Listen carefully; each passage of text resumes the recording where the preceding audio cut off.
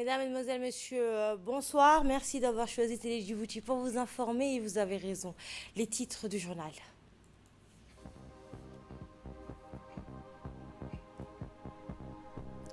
Top départ de la campagne présidentielle ce vendredi qui va s'étaler sur 12 jours dont les résultats seront connus le 9 avril prochain. Et à Tadjoura, le président de la République a procédé à l'inauguration du tronçon routier reliant Tadjoura au poste kilométrique 9.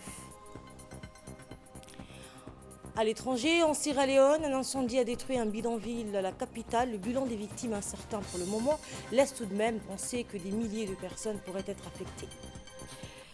Et vous suivrez donc juste après cette édition le journal spécial élection présidentielle avec Ahmed Hamad. L'actualité, donc, vous l'aurez compris, dominante ce vendredi 26 mars, le lancement officiel de la campagne électorale, comme l'a annoncé hier le ministre de l'Intérieur. Les deux candidats Ismaël Omar Guelleh et Zakaria Ismaël Farah ont donc jusqu'au 7 avril pour convaincre les électeurs. Pour leur premier meeting, le candidat de l'UMP était à Tadjoura, tandis que Zakaria et Arta nous reviendront sur le déroulement de cette première journée de campagne dans le journal spécial édition dans la seconde partie, juste après cette édition. Et ce message de condoléances du président de la République, Ismaël Omar Guelleh, à son homologue des Émirats Arabes Unis. Hier soir, un message a été donc adressé par Ismaël Omar Guelleh à son homologue des Émirats Arabes Unis, Cheikh Khalifa Ben Zayed Al Nahyan, suite au décès survenu du Cheikh Hamdan Ben Rachid Al Maktoum, le ministre des Finances de ce pays, et également vice-président de l'Émirat de Dubaï. Puisse Dieu l'accueillir en son paradis éternel, a également imploré le président Guelleh, qui a adressé un message similaire au vice-président des Émirats Arabes Unis, gouverneur de l'Émirat de Dubaï et frère du défunt, son Altesse royale, Cheikh Mohammed Ben Rachid Al Maktoum. Inna lillahi wa inna ilayhi raji'un. Je vous le disais en titre, à Tadjoura, le président de la République, Ismaël Omar Guelleh, a procédé à l'inauguration du tronçon routier reliant Tadjoura au poste kilométrique 9. Ce tronçon routier est vital pour l'économie des régions du nord du pays. En effet, la région de Tadjoura, forte déjà de la route Tadjoura-Balhour reliant Djibouti et l'Éthiopie par le corridor nord, avec pour principal objectif de desservir la ville de Tadjoura et son nouveau port. Par ailleurs, ce port accueille actuellement 2 navires qui ont déchargé des marchandises constituées de milliers de tonnes de charbon qui sont stockées sur le terre-plein à côté du port, que des gros camions sont en train d'acheminer à destination de l'Éthiopie. Les travaux de construction du tronçon réalisés par la société chinoise China First Highway Engineering Corporation ont permis d'élargir la route existante et la structure de chaussée en module a été également renforcée. La réalisation d'un carrefour à la sortie du port et la mise en place des équipements de signalisation et de sécurité. Arrivé par voie aérienne, le président Guelleh, après avoir été salué au PK9 par un peloton d'honneur des forces armées qui lui ont rendu les honneurs, a été accueilli par le ministre de l'Équipement et des Transports, Moussa Mohamed Ahmed, en présence du préfet de la région, Hassan Dabali, le président du conseil régional, Omar Hussein, ainsi que M. Souban Saïd, directeur de l'ADR. Par la suite, le président de la République a salué donc les responsables de la société chinoise qui a réalisé les travaux du tronçon en présence des responsables de l'ADR et des responsables du ministère de l'économie, de l'équipement et des transports. Par la suite, le président de la République a procédé à la traditionnelle coupure du ruban du nouveau tronçon Tadjoura PK9 financé par les fonds international de développement, OPEC, en présence toujours du ministre de l'Équipement et des Transports, Moussa Mohamed Ahmed. La route est large maintenant entre PK9 et Tadjoura. Les voitures vont accéder rapidement à Tadjoura et au nouveau port pour acheminer dans les meilleurs délais les transports des marchandises qui empruntent le corridor nord entre Tadjoura et Balhou. Écoutons le mot du ministre de l'Équipement et des Transports. Vous le savez, on avait inauguré il y a quelques années la route Balhou jusqu'à Bekanef, le tronçon Bekanef qui lie entre le port et la route de Balhou, et qui était inaugurée aujourd'hui par le président de la République. Et cette route relie entre Bekanef et la ville de Tadjoura et le port de Tadjoura. C'est un tronçon très important. Mais aussi, comme vous le savez, il y a des ouvrages très importants qui ont été faits. Il y a à peu près 9 dallos. Il y a le Oued de Tadjoura qui traverse ici, qui verse vers la mer. Et c'est un tronçon très important et le président a inauguré ces travaux. et ça va faciliter le trafic entre Balho et bord de Tadjoura. En même temps, l'Éthiopie et Tadjoura, l'Éthiopie et Djibouti. Mais Balho et Tadjoura, quand on dit Balho et Tadjoura, c'est vers l'Éthiopie. Évidemment. Exactement. Et aujourd'hui, on est là et pour voir la fin des travaux. Et nous remercions la société qui a réalisé, c'est China Forest, et le financement et le prêt du OPEC. C'est un financement djiboutien qui sera remboursé par l'État djiboutien.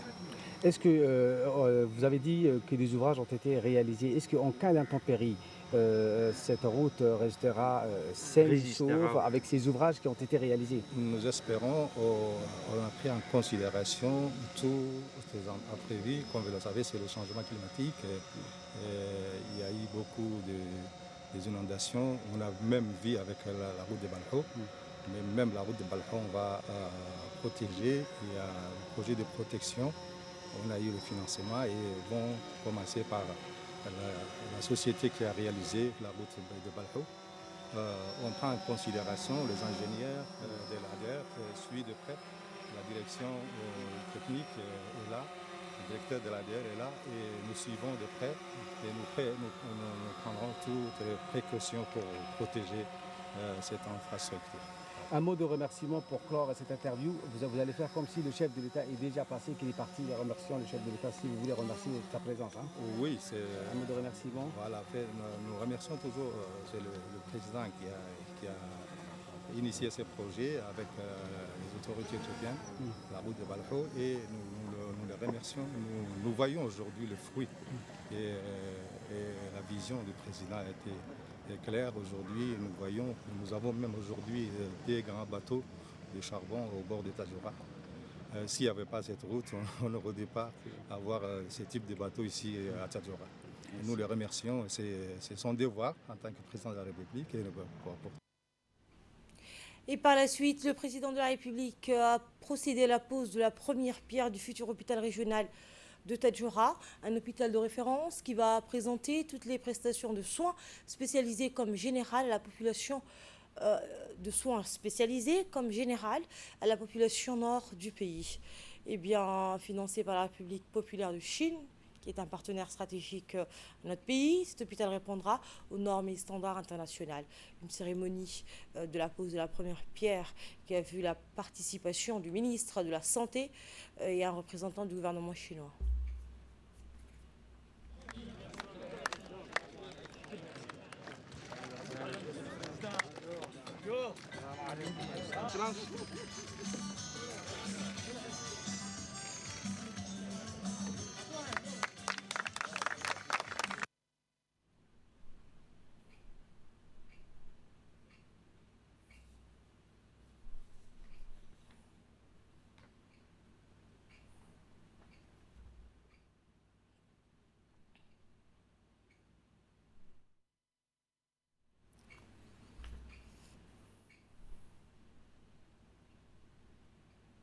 Cinéma à présent, dans le cadre de la promotion du cinéma djiboutien et des arts, de spectacle et de divertissement.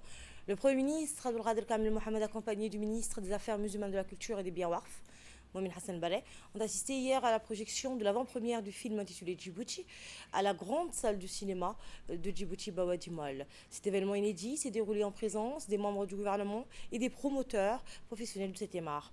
Ce film tourné et produit sur le territoire national représente le fruit d'une coproduction avec la compagnie indienne Nile and Blue Hill Motion Picture. Il est à souligner que ce film a été lancé par le ministre de la Culture lors du Festival international du film qui s'est tenu dans la ville de Kochi, Kerala, en Inde, en janvier 2020, regroupant les cinéastes, les producteurs et les hommes du métier du 7e art, ainsi que les grandes firmes de l'industrie cinématographique. En prise directe sur les réalités socioculturelles du pays, ce film de long métrage permettra aux spectateurs djiboutiens de redécouvrir le monde du cinéma avec des paysages captivants reflétant la beauté et la diversité panoramique de la République de Djibouti. Une cérémonie de remise des lettres d'appréciation à 80 jeunes diplômés djiboutiens s'est tenue au siège du groupe Koubé, chez de l'entreprise de construction, et ce dans le cadre du projet emploi initié par le chef de l'État. Cette cérémonie a vu la participation du ministre du Travail et de la réforme de l'administration, Ousmane Ibrahim Roble, du directeur de l'Institut national d'administration publique, Shelmak Idriss Ali, et de M. Moustapha Ahmed Moussa, chef de service de l'Agence nationale pour l'emploi et de la formation et l'insertion professionnelle, la NIFIP. Le ministre du Travail ainsi que les autres cadres auront visité les deux sites pour féliciter et encourager les jeunes. Ce projet vise à aider davantage les jeunes demandeurs d'emploi à trouver un travail et à exercer leurs talents. Il faut également noter que 63 des jeunes diplômés ont été recrutés.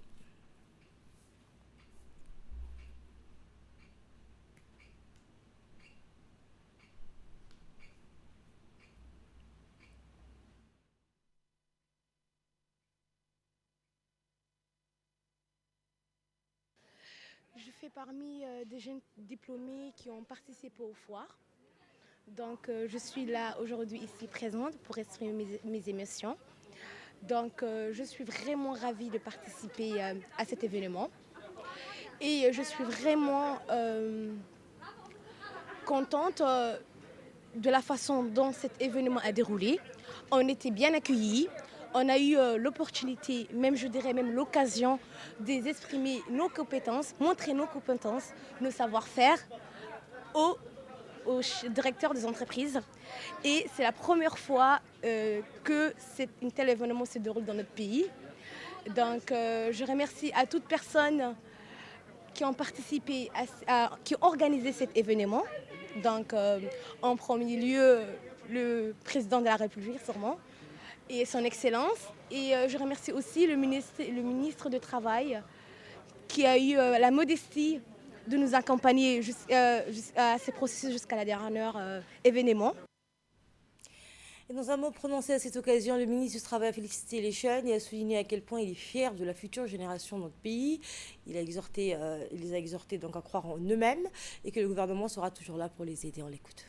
Nous sommes aujourd'hui avec 50 jeunes recrues dans une des plus anciennes entreprises de Djibouti de renommée nationale et même régionale.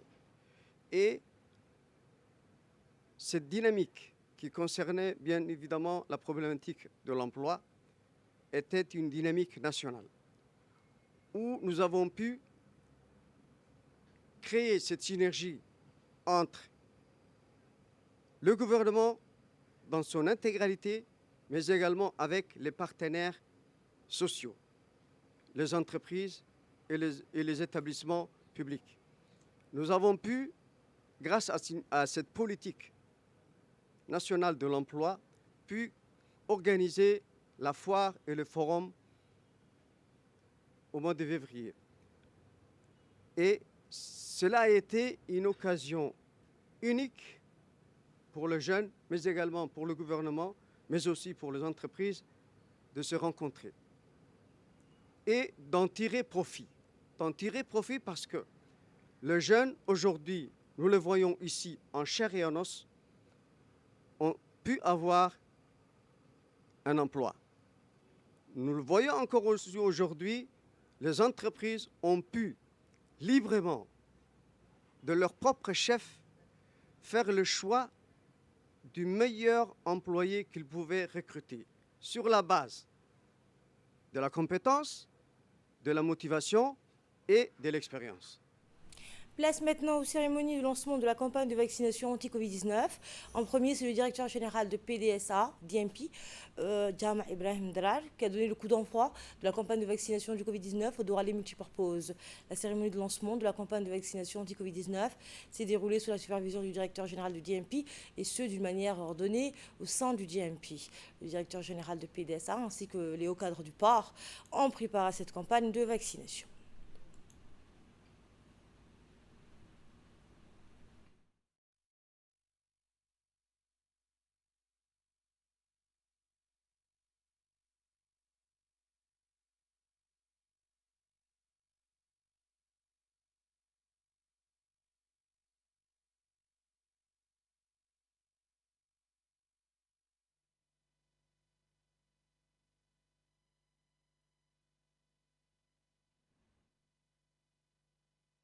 AstraZeneca pour les gens qui sont âgés de plus de 50 ans. Et nous avons Sinovac qui est pour les gens de moins de 50 ans jusqu'à 18 ans. Le but de cette vaccination, c'est de prévoir la population qui soit être vaccinée contre le coronavirus. Et ça s'est bien déroulé, nous n'avons pas eu de problème.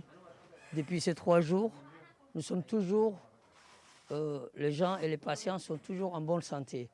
On n'a pas eu des gens qui sont malades, il n'y a pas eu des gens qui ont fait de l'allergie, malgré qu'on a dit qu'il y avait des caillots en Europe. Mais à Djibouti, nous n'avons rien. Tout le monde sont vaccinés, sont surveillés et après ils rentrent à la maison. Et par la suite, le ministre de l'Éducation nationale, Moustapha Mohamed Mahmoud, et son collègue de la Santé, Mohamed Warsa Bezeri, qui ont lancé hier la campagne nationale de vaccination contre la pandémie du Covid-19 en milieu scolaire. Ce lancement de campagne de vaccination s'est déroulé d'une manière ordonnée au sein du lycée de Djibouti en présence de hauts cadres du MENFOP, du ministère de l'Éducation nationale, et des nombreux enseignants d'établissements scolaires de la commune de Razika. Le ministre de l'Éducation nationale a été vacciné en premier contre la pandémie du Covid-19, puis l'ensemble des enseignants du lycée et les cadres du ministère de l'Éducation nationale se sont fait vacciner à leur tour. Le ministre de la Santé a supervisé le bon déroulement de cette activité de la campagne nationale de la vaccination contre le coronavirus en milieu scolaire. Objectif premier, protéger les enseignants du pays, quel que soit leur âge, et qui constitue une priorité pour le président de la République. Elle porte également un message d'espoir sur la perspective d'élimination définitive de cette pandémie.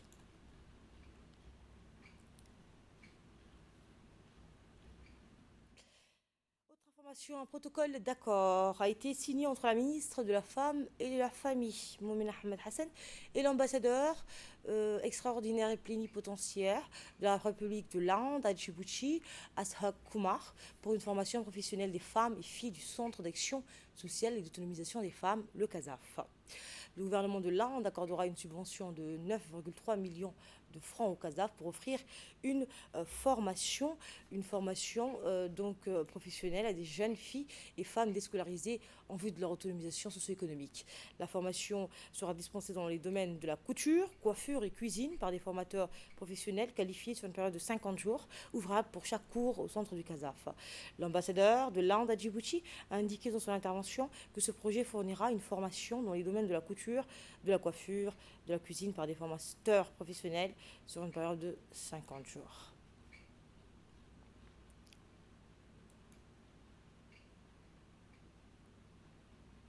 Et pour sa part, la ministre de la Femme et de la Famille, Moumina Ahmed, a remercié le gouvernement indien pour ce geste. Nous l'écoutons. Cet après-midi, nous sommes réunis dans la salle du ministère de la Femme et de la Famille pour signer une convention avec l'ambassade de la République d'Inde.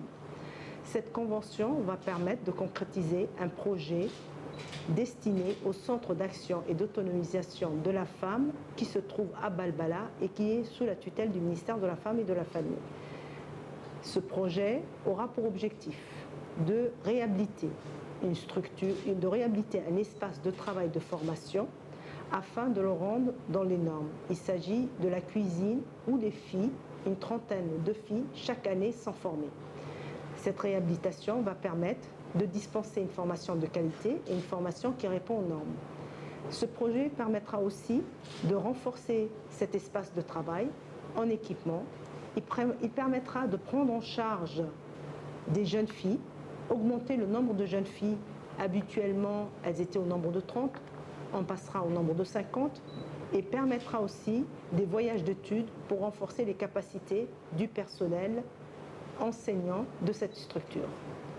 Ceci vient à point nommé car le Centre d'action sociale et d'autonomisation de la femme qui se trouve à Balbala est en train de diversifier ses prestations et la demande est tellement importante de la part des jeunes filles et des jeunes dames que le ministère se veut voir d'autres domaines de formation. J'espère que ce projet contribuera à la réussite et aux objectifs fixés pour ce centre d'action et d'autonomisation de la femme. J'espère que ce projet servira de manière utile et bénéfique aux femmes et aux jeunes filles pour lesquelles le centre a été créé et surtout améliorera les conditions des jeunes filles et des femmes en les sortant de la situation de précarité vers le chemin de l'autonomisation économique de la femme. Dans l'actualité internationale à présent, en Sierra Leone, un incendie a détruit un bidonville de Freetown. Le bilan des victimes incertain pour le moment laisse tout de même penser que des milliers de personnes pourraient être affectées. L'ancienne colonie britannique riche en diamants est aujourd'hui l'un des pays les plus pauvres du monde. Son économie a été affaiblie par la guerre civile de 1991 à 2002 qui a fait 120 000 morts, puis par l'épidémie d'Ebola qui a sévi de 2014 à 2016. C'est la fin de cette édition. Restez avec nous. Dans quelques instants, vous suivrez le journal spécial élection avec Ahmed Hamad. Excellente soirée à toutes et à tous.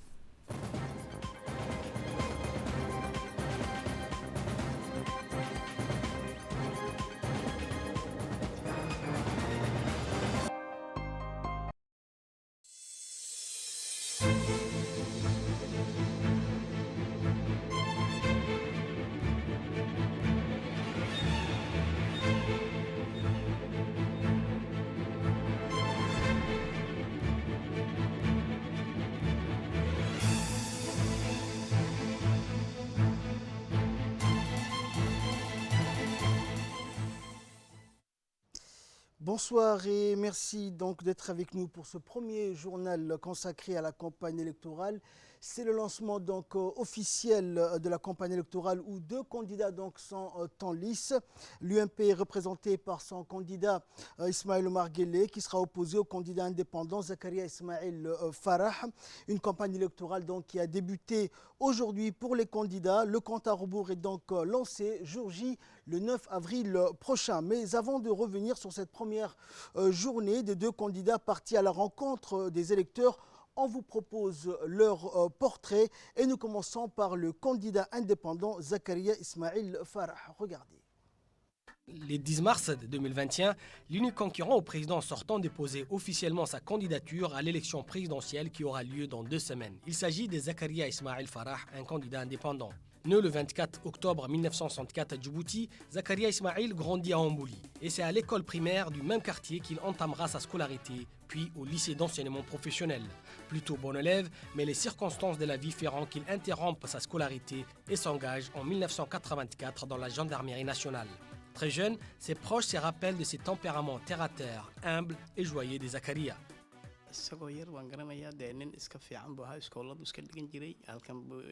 badan fadhiyi jiray Djibouti waa nin fiican oo reer Djibouti iskana shaqaysta dadkuna aad u jecel yihiin masaakiinta aad ugu fiican wax problème iyo dhibaato kale u leeyahay wali ma noqon.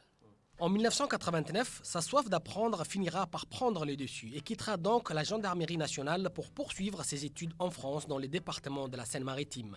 Jeune diplômé, il se mettra aussitôt au service du pays.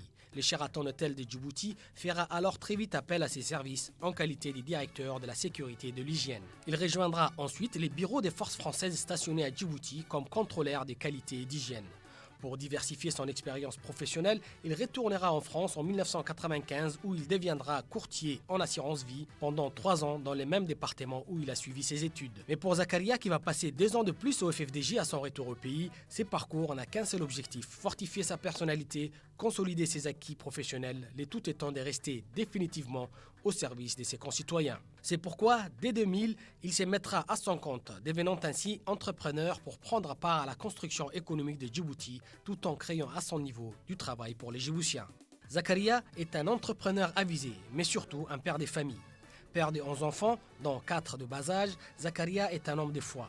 Pour lui, la famille en général est au cœur de tout raisonnement. Le citoyen reste ainsi au centre de ses préoccupations et il a sa façon de définir la politique. Dès l'instant où un individu, qu'il soit homme ou femme, pense à la population dans laquelle il vit, leur bien-être, qu'il essaye de changer tout ce qui peut nuire à cette population et chercher son honneur, pour moi, il fait de la politique. Le candidat à la magistrature suprême qui est devenu Zakaria n'a pas beaucoup intrigué sa famille, en particulier son épouse. L'encourager et surtout les soutenir a été la réaction naturelle. Moi, je l'ai soutenu dès le premier jour et je pense que c'est un combat qu'il doit le faire pour son pays et je serai avec lui jusqu'au bout. Pour la femme, c'est vrai, c'est un changement. Tant que c'est un combat pour nous, pour son pays, le peuple, pour sa propre famille, parce que demain, ça sera nos enfants, la génération de demain. Donc, il doit combattre et je le soutiendrai.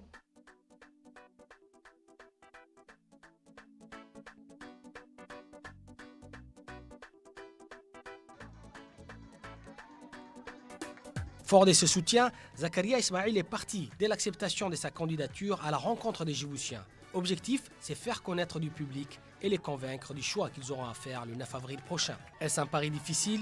Pas selon le candidat qui assume avec aisance son nouveau rôle d'homme politique. Conscient de l'adversaire qu'il aura à affronter, il appelle ses sympathisants à faire le premier démarche à l'exercice de leurs droits civiques.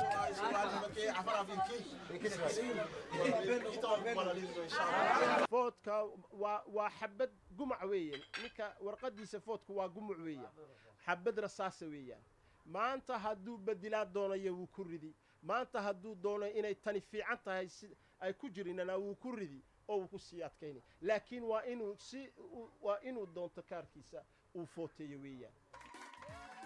Le grand rendez-vous électoral du 9 avril prochain opposera donc deux candidats que les Djiboutiens auront à départager. C'est pourquoi les deux adversaires politiques essaieront durant les 2 semaines à venir de convaincre les Djiboutiens.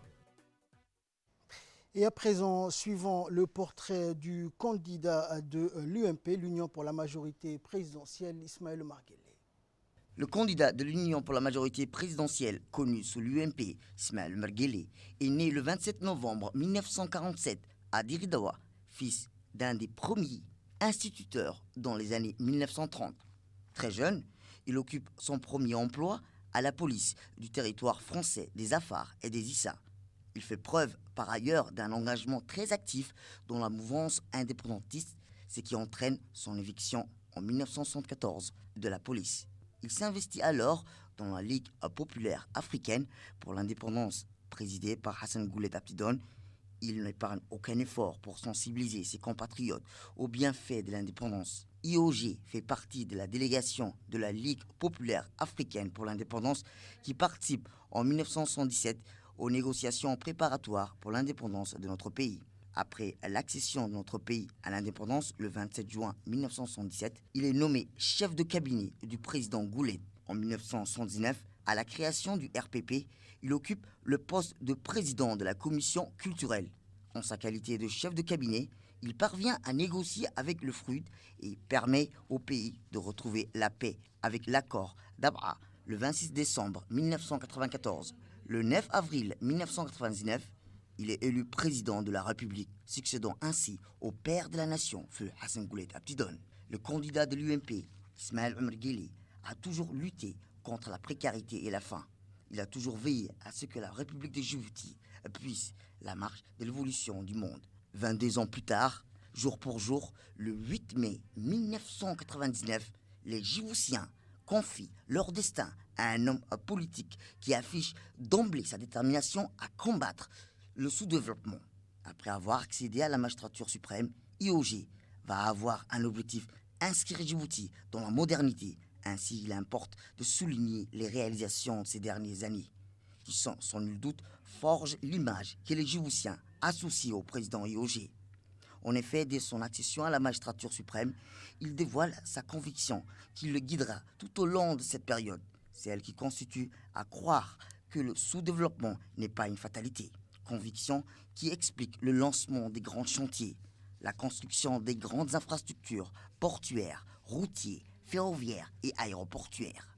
Raison pour laquelle bon nombre des Djiboutiens associent son nom au début d'une nouvelle ère pour notre pays, celle du développement socio-économique visant à faire de notre pays un hub pour la région. Le leader visionnaire réussit auparavant à renforcer la paix interne et l'unité nationale, deux facteurs indissociables tout au long du développement. Il devient ainsi pour l'ensemble du peuple djiboutien l'artisan de la paix et de l'unité nationale.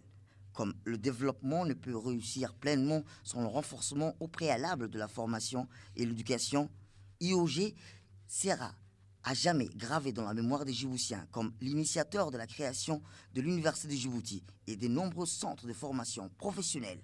La création de la direction des personnes handicapées, sa lutte acharnée contre le chômage dans un pays comme le nôtre, dont l'existence en tant qu'entité souveraine est récente. Il est universellement reconnu que tout projet de développement réalisé contribue à l'émergence d'un sentiment, celui d'appartenir à une même nation. Sur le plan régional et international, IOG œuvre pour la paix et la stabilité au point de forger à notre pays une image comme étant le plus contributif à ces nobles causes. Malgré ses moyens, Djibouti contribue effectivement et efficacement pour la pacification de la Somalie sœur et bien d'autres pays de notre continent. Tous ces facteurs réunis forment autant de bonnes raisons qui justifient la volonté du peuple djiboutien de voir le président IOG poursuivre la reconstruction nationale entamée en 1999. Voilà donc pour les portraits des deux candidats qui sont en lice donc pour cette campagne électorale. Revenons à présent à la campagne électorale justement qui a débuté pour ces deux candidats aujourd'hui. Et nous allons commencer donc avec le candidat indépendant Zakaria Ismail Farah qui a décidé, qui a choisi de débuter sa campagne par la région d'Arta.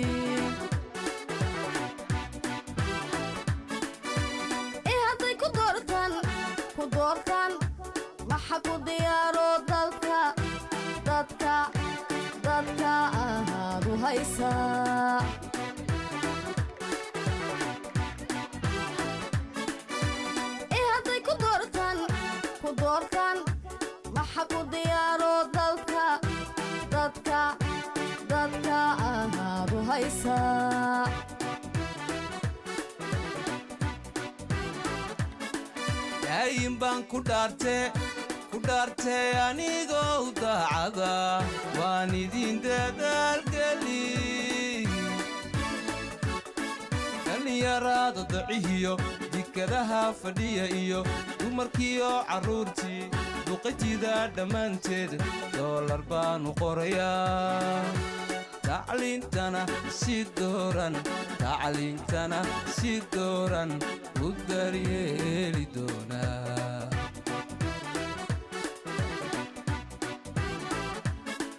daayin baan ku dhaartee anigoo daacada waan idin dadaalgeli dhallinyarada dacihiyo jikadaha fadhiya iyo dumarkiyo carruurtii duqatida dhammaanteed doolar baanu qorayaa tacliintana si dooran u daryeeli doonaa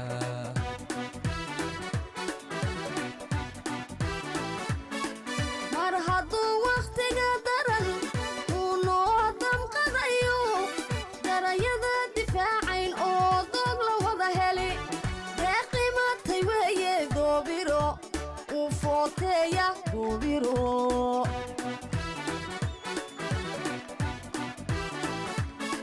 mar hadduu wakhtiga daran uu noo damqadayo darayada difaacayn oo doog la wada heli reeqimatay weeye doobiro uu footeeya doobiro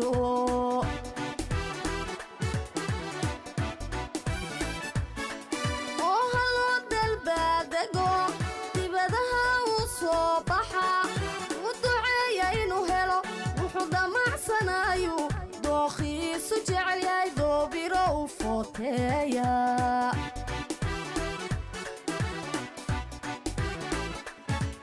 oo haloo dalbaadego dibadaha u soo baxa u duceeya inuu helo wuxuu damacsanayu dookhiisu jecel yahay doobiro u footeeya doobiro u footeeya.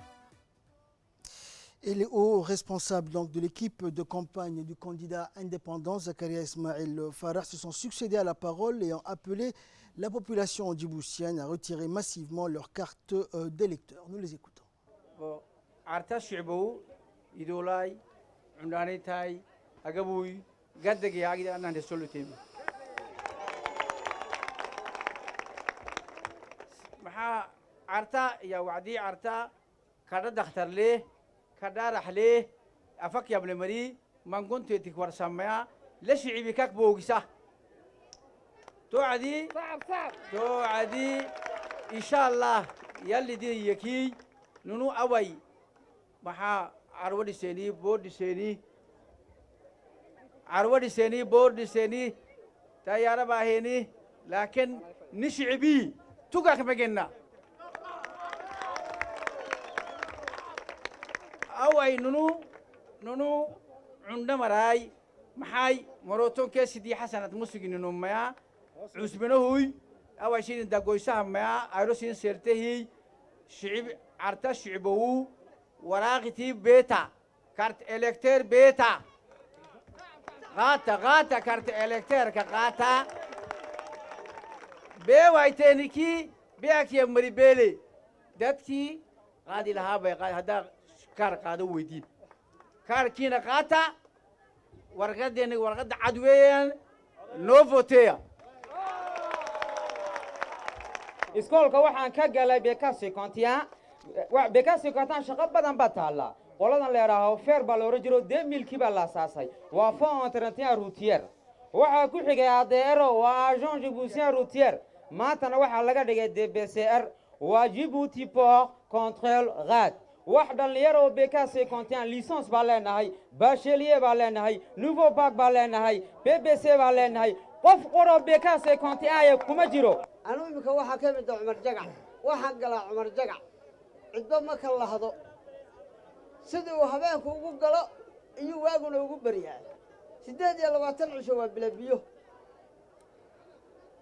دكتة ناقو فديان نكستبا نكي هرد وحي أوتري كإما كنا ووجع صبا وحاول نشاق وارون ولا لها يوم وجع سبا لو باهي هي بش سغال كيغا وين كاركا كوري ورقدي عد كوري إلهينا والله قبريا waxa uu noo sheegana waa la heli ilaahayna ha la qabto samada arjiga ilaahu naga lima kursiga carshiga ilaahu noo fur wixii toogoon ilaahu tiiri wixii dhibaato ku jira dhibaatada ilaahu ka saar ilaahayow ilaahu adaa qaybiya ilaahu noo dhib ilaahu dalkana maslaxaad nooga dhig ilaahu gaalada naga dulle islaamka ilaahu quwee ilaahu sidaa noo yeel ilaahu naga aqbalo naga istajiib xurmata yaasiin faataha. Et pour sa part, le candidat indépendant Zakaria Ismail Farah a pris la parole à son tour et a remercié la population d'Arta pour l'accueil chaleureux qui lui a été réservé. On l'écoute. ريجيون عرتو دل ميل اي تahay ba waad salaamantiin inta looga timiday mahadsantihiin aad iyo aad sidee maanta shicibka dalka loo qiimeyn lahaa bas waa taa waxaan siloway dadka naga horeeyay dadka kali magaalo wadankay dhiseen waan dhisnay bay yiraahdeen inna way dhiseen inna way ka maqan tahay laakiin maanta anagu dadkan inaan dhisno doonayna hadduu ilaahay idmo shicibka hadduu walaalahayow waddankeena 44 sannadood wax badan waa la sameeyo been sheegi mayno waa xaraan wax badan waa la iloobay wax badanna waa la dhayeeliyey de waxa la dhayeeliyey waa wixii waxa la iloobayna waa wixii maanta waxa la iloobay 90% shicibka la iloobay boqolkiiba 90 maanta inna kamaantan ina kallay ama gabadha ama wiilka sheef la yidhaahdee 300 oo ku qaata maanta weli waa miskiin weeyaan waa pauvre weeyaan c'est un travailleur pauvre waayo noloshu aad iyo aad bay qaali u tahay marka uu waxa beeswaagiisa oo dhan samaysa hadduu yidhaa ma awoodi karayo isagoo bisha 5 gaadhin amaah doondoonto casaan doondoonto maahine waa kii 300 qaadanaya weey kolkaa kuwii kale maxaa dee laga sheegi wayba ka daran yihiin maanta hadduu ilaahay idmo oon haddaan nasiib u yeelanoon imaadna amarka ilaahay baa lehe waxaan ku talagalnay inaa waxa ciishad la yidhaahdo aan aad iyo aad u ruqiisini doono hadduu ilaahay idmo kooraanku intuu yahay waad garanaysaan maanta ninka lacag haysta iyo ka aan haysanba si miduu uga naxaa faktuurka kooraanku markuu soo gaadho nin tuugoo xaday lacag meel ka xadaya maahine iyo nin la siiyey oo bilaash lagu siiyey maahe intii kale jeebkooga ka bixinaysa lacag ha yeesho lacag ha yeelan waayo wuu ka naxaa haddeeta dib dambal haddaan annagu halkaa nimaad privatisee bay noqon doontaa eedadeedu lagana nixi maayo haddii ilaahay waxaa telecom waa sidaa iyo si la eg innagoo halkan laga siiyo somalilan maanta waad garanaysiin inay dadka reer jabuuti buuraha fuulaan si ay u kaabteeyaan somalilan reesoogeyga oy u raqiis u telefoonayaan waa ma dhici karayso haddeeta taa dhici kari mayso hadduu ilaahay idmo walaalayaal dad badan oo dhallinyara oo dibloma haysta kuwaan haysan oo maanta waxay jeebkooga kala soo baxaan aan jirin baa jirta maanta hadduu ilaahay noo idmo oon halkaa nimaadno nin waloo reer jabuutiya lab iyo dhidig markuu da'da shaqada gaadho inta uu shaqada helayu dalkiisu u maaraynayu shaqada u samaynayo dalkiisa inuu shaqada u sameeyo ta u dhib yareeyo tahay waxaan u qori doonaa nin walba 40,000 oo faran oo jabuutiya maanta walaalayaal taa waan awoodnaa dalkeenni wuu awoodaa bank mondiaalku wuxuu yidhi jabuuti croissanska iyadaa ugu horraysa africa taa baan ka faa'iidaysan doonaa oo lacagta inta foos suveraan la sameeyey ee haanta lacagta lagu gorayo savinga la samaynayo horta way joogi doontaa dadka horta la gaadhsiin doonaa hadduu ilaahay idmo waayo ninka intiisu fushay ay baahi tiray ayaa foon samaysto oo ku gurta ka kalima sameeyo horta intiisu daryeelaa horta insha allahu bidillaahi kariim hooyo iyo aabbo baa jira badan oo la tareedanan qaadan oo soo halgamay oo shaqo yaroo bilaa macnaha intooda badan hadday toona soo shaqeeyeen oonan u xaadirayn retreet kuwaana hooyada iyo aabbaha da'dii retreetka gaadhay ee retreetka u xaadirayn maanta waxaan iyagana u qori doonaa 40,000 oo faran shakhsigiiba hadduu ilaahay nala qabto walaalayaal taa waan awoodnaa xisaab bay ku socotaa afka uu ka sheegi mayno waad arkaysiin maanta dalkeennu nin irkaa lacag la jooga iyo ku beerka dhulka ku hayaa jira class maayeekii ma jirto waa soo celini doonaa hadduu ilaahay idmo kolkaa walaalayaal waad arkaysiin maanta diyaaradan fiisoyaan kicinaynaa boorar baan dhisaynaa iyo aeroboorro melihiina horta shicibkaan dhisaynaa baan leenahay maanta waxaan doonaynaa inaad kaarfootaaga qaadataan ood noo footaysaan inaadad iska eegtaanna xanuunkan masiibaleeyee yimid ood respektaysaan masuur baariyeer waxaa la yidhaa maask iyo kala dheeraata waxaana inoo bannana walaalayaal bisha 9 hadduu ilaahay idmo.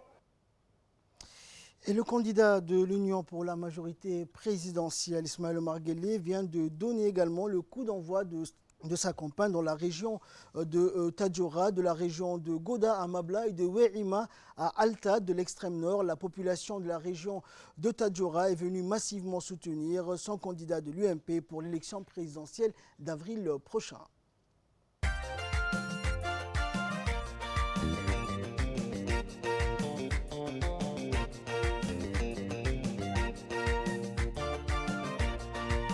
Raso winelino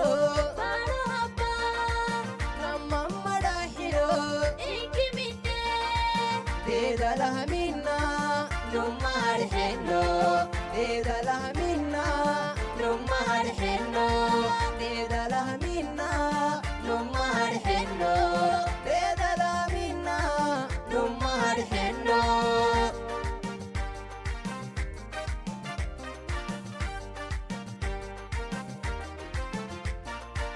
Narurengele, ugusne, ugusne, soleil kemine, kapau kore diseno. Narurengele, ugusne, ugusne, soleil kemine, kapau kore diseno.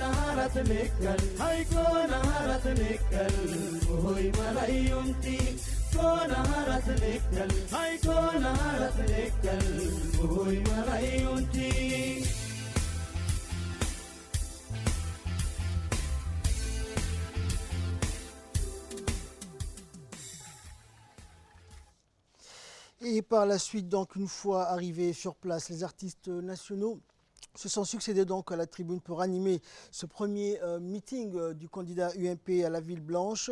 Le groupe Gelsomo 4 mars, où la diva de la chanson djiboutienne Amina Farah ont tous exposé donc des chansons patriotiques qui ont réchauffé la population venue massivement soutenir le candidat de l'UMP, Ismaël Omar Guelleh.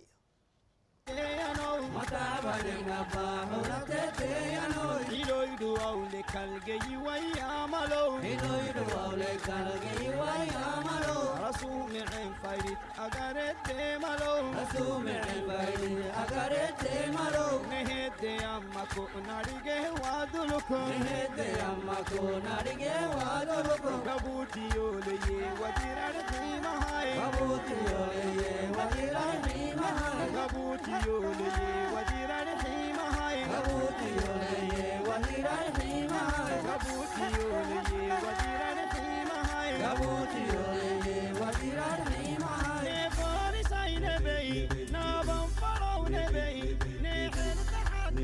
ne fori sai ne bei na bambara ne bei na bambara ne bei ne hen ta'addafan na bambara ne bei كون هارت نكل هاي كون هارت نكل بوي ملايونتي كون هارت نكل هاي كون هارت نكل بوي ملايونتي كون هارت نكل هاي كون هارت نكل بوي ملايونتي Gabuti finiye takugeni nagatai Gabuti finiye takugeni nagatai Gabuti finiye takugeni nagatai Gabuti finiye takugeni nagatai Gabuti finiye takugeni nagatai Gabuti finiye takugeni nagatai Gabuti finiye takugeni nagatai Gabuti finiye takugeni nagatai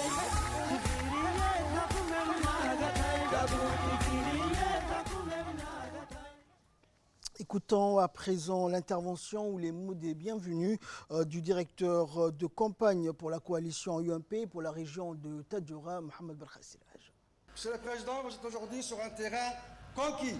Sur un terrain conquis parce que c'est la région qui a bénéficié de plus de développement au cours des dernières années dans ce pays.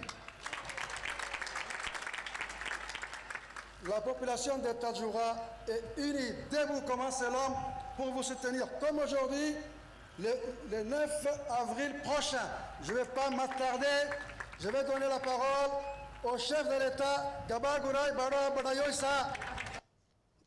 Et le moment attendu donc de ce meeting du premier candidat de l'UMP était l'intervention donc de ce dernier qui a remercié d'emblée la population de la région de Tadjoura pour l'accueil chaleureux qui lui a été réservé. Voici ses propos.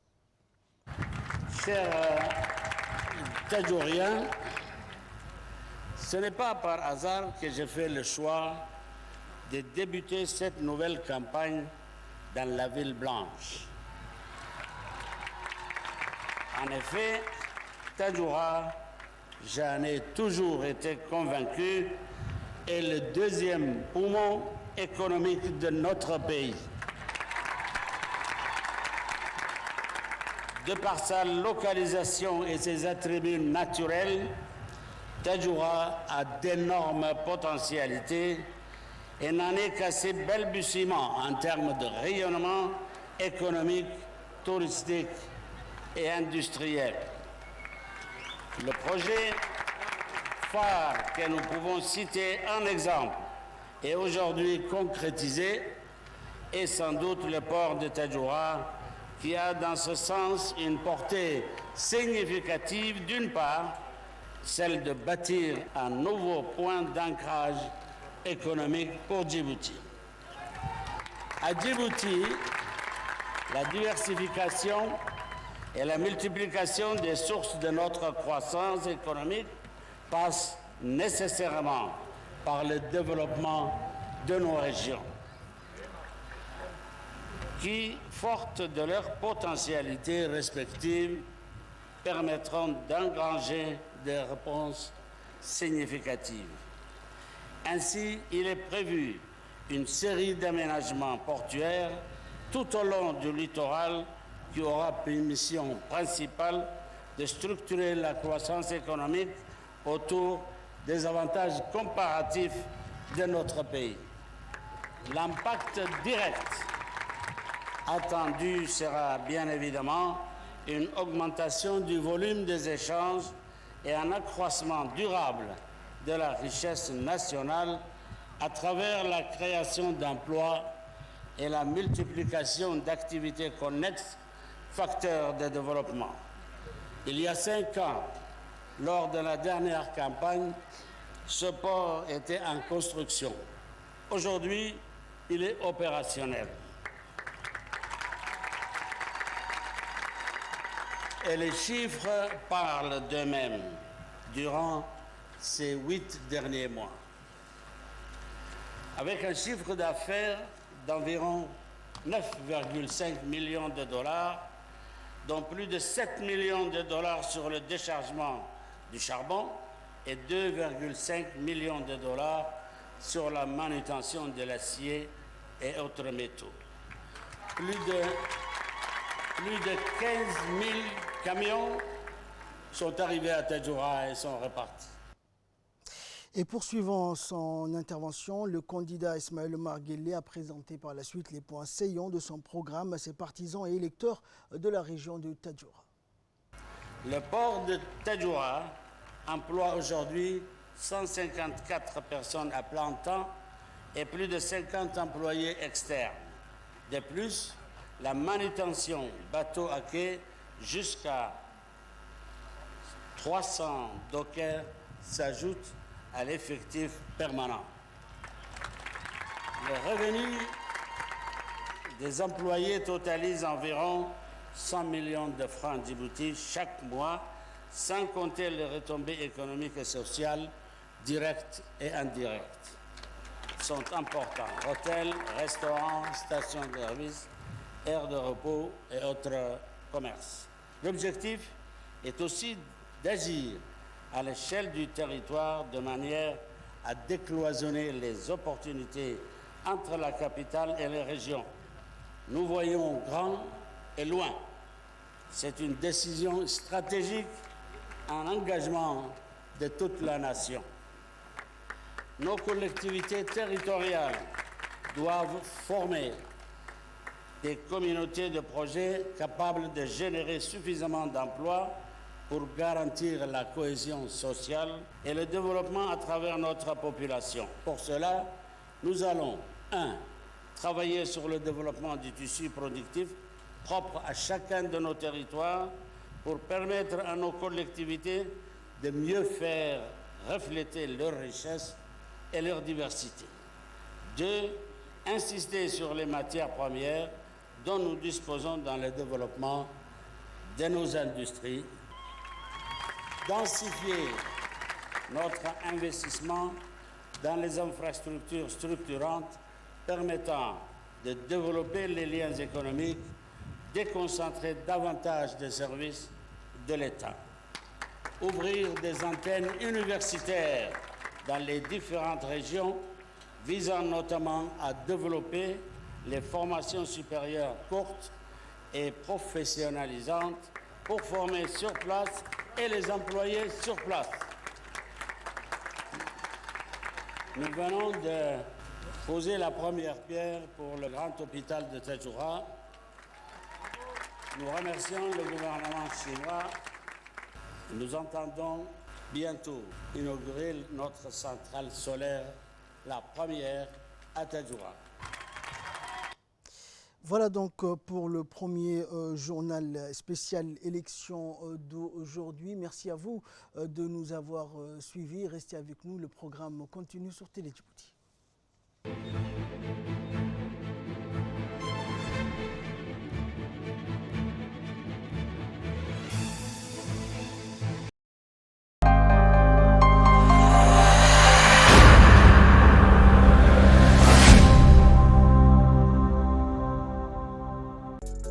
Conformément au décret présidentiel numéro 2021-6-052 et 2021-6-051 du 9 mars 2021, fixant l'organisation et la nature des épreuves du concours d'accès à l'École nationale d'études judiciaires pour les candidatures en qualité d'auditeur de justice et de greffier stagiaire. L'École nationale d'études judiciaires organisera un concours. Pour les candidats en qualité d'auditeurs de justice, ils doivent déposer leur dossier au secrétariat du ministère de la Justice, Conseil supérieur de la magistrature. Pour les candidats en qualité de greffier stagiaire,